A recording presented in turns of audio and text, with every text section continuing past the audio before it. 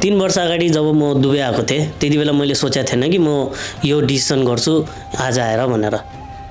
अब कुरा चाहिँ के हो भन्दाखेरि जब म यहाँ 3 वर्ष अगाडि आएँ त्यति बेला मैले यो जब जोइन गरेँ रेभो रियालिटी। त्यति बेला म यहाँ स्यालेरी बेसमा पनि हैन, म एउटा कमिसन बेसमा काम गरिरहेको थिएँ र सबै सिटी नै नयाँ थियो, पुरै ठाउँ नयाँ, मान्छेहरू नयाँ। अलिकति सुरुमा त गाह्रो भयो, तर पछि जब म यहाँ भिज्दै गयो, मैले यहाँ क्लाइन्ट्सहरू बनाउँदै गएँ, मैले टन्नै क्लाइन्ट्सहरूलाई प्रपर्टीहरू राम्रो प्रपर्टिजहरू मजाले बेचेछ। त्यसले गर्दाखेरि चाहिँ मलाई पनि एउटा चाहिँ इन्भेस्ट गर्नु चाहिँ मलाई पनि मन लाग्यो, किनभने मैले त्यो लेभल देखेको छ जहाँ उनीहरूले पैसा बनाएको पनि। र अर्को कुरा चाहिँ के भन्दाखेरि अब मसँग त्यति पैसा त थिएन, सो म यस्तो खालको अपर्च्युनिटी खोजिरहेको थिएँ जहाँ चाहिँ लाइक मैले सानो अमाउन्टमा पनि अफोर्डेबल होस् भनेर।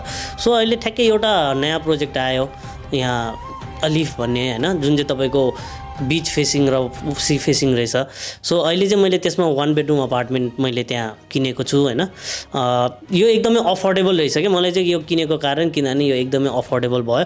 जुन चाहिँ मैले अब 10% डाउन पेमेन्ट चाहिँ मैले स्टार्टिङमा गरि नै हाल्छु, त्यसपछि मैले महिनाको 4,3500 दिएर मात्रै तिर्ने, जुन चाहिँ मलाई जहाँसम्म लाग्छ एकदमै अफोर्डेबल छ कि यहाँ धेरैजना नेपालीहरू त्यतिको रेन्ट मात्रै तिरिरहेको छ कि। मैले चाहिँ अब के सोचेँ भन्दाखेरि त्यति पैसा त मैले रेन्टमै तिरिरहेको छु, सो किन म एउटा ओनै किन नगरौँ भनेर।